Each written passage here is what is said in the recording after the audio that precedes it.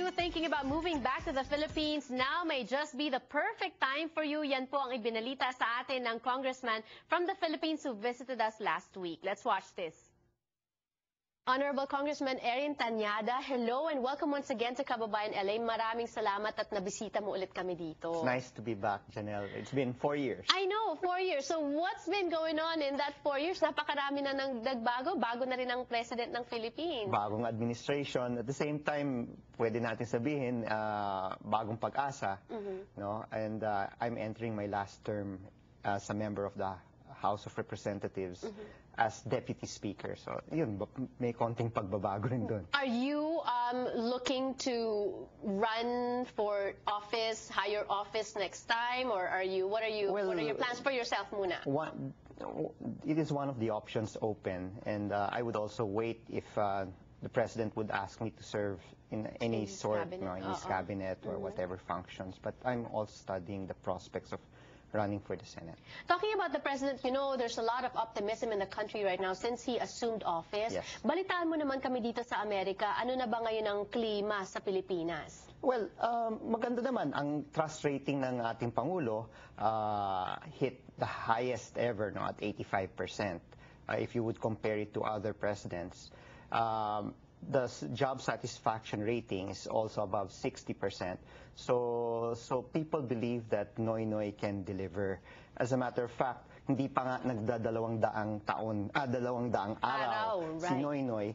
Lumabas na yung survey with regard to the Transparency International, where the perception of other countries with regard to the Philippines is that it moved up in terms of its anti-corruption drive. Oh, good. And in fact, I think nagmamanifest yun sa mga tulong na nakukuha natin sa ibang bansa. Like the US, just recently, yung trip ni Noynoy, nagbigay ng grant sa Philippines.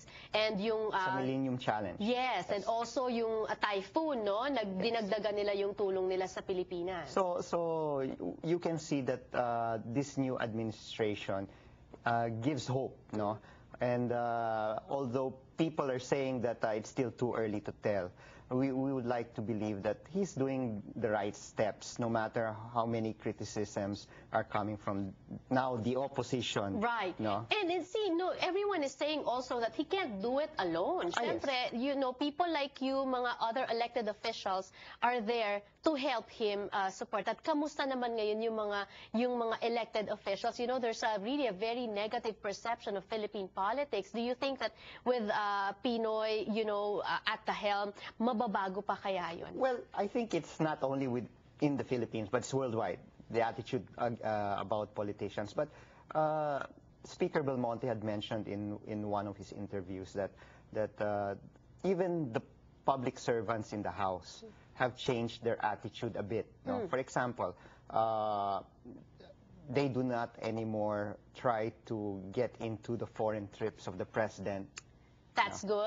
That's good. No? Unlike last administration, where there's a long line of people who would want to get into the trips. In the entourage, yes. There has been 2 trips, one to the United States and one to Vietnam. And no legislator was present. Right. So okay. That's another sign. He's going to Japan in November for the APEC Summit, and I believe there will also be no legislator present. Okay, and it's not only that. Alam mo naman, malapit na yung paglaban ng ating pambansang kamao na si Manny Pacquiao, and isa rin yun sa pinapanood sa Pilipinas kung sino-sino ba. Because in the past, it has been a tradition of lawmakers, politicians going and flying to wherever Manny's fighting. Vegas man yan or Dallas. This year's gonna be in Dallas.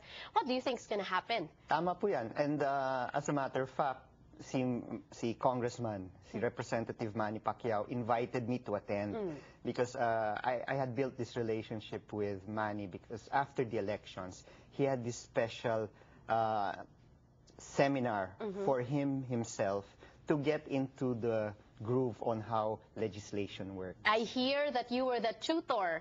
Kayo daw po ang naging parang teacher or coach ni Manny Pacquiao sa Congressman Manny Pacquiao sa Congress.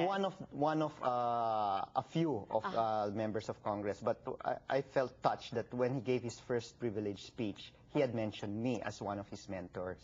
So he was inviting me to come, to watch the fight. I begged off because sessions would have resumed By then. and I'm sure the people would want to find out sino-sino nga ba yung mga congressmen na mag-escape sa kanilang trabaho. Exactly. You have to be there and work. But how is Manny Pacquiao, Congressman Manny Pacquiao, boxer Manny Pacquiao, as a student? Well, he was taking notes, surprisingly, and he was asking questions. And one of the most important questions that he asked me was how to become an effective representative. Okay. In English ba yan o in Tagalog? Tagalog. Okay. Tagalog naman. Tagalog. Ano naman ang sagot mo? Sabi ko, unang-una, kailangan you should be humble. You do not have all the answers to all their problems. Okay. Second, you have to learn how to listen.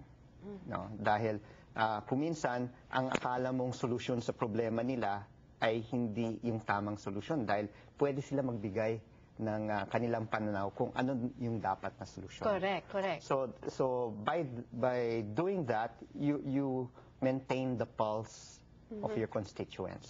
So yun ang sinabi ko kay Manny na kukonti lang naman ang budget ng isang congressman para sa mga projects, no? At hindi dapat yung gusto mo yung parating nangyayari, kundi tanungin mo yung tao. Right. I think one of his big projects right now is to build a hospital, di ba? Yes. Oo, sa Sarangani. Sarangani, Okay. yes. And then the environmental protection, trying to bring in tourism in the Sarangani province. We've seen him go scuba diving. No? So it's one way of attracting tourists, no, to help spur the economy of the province.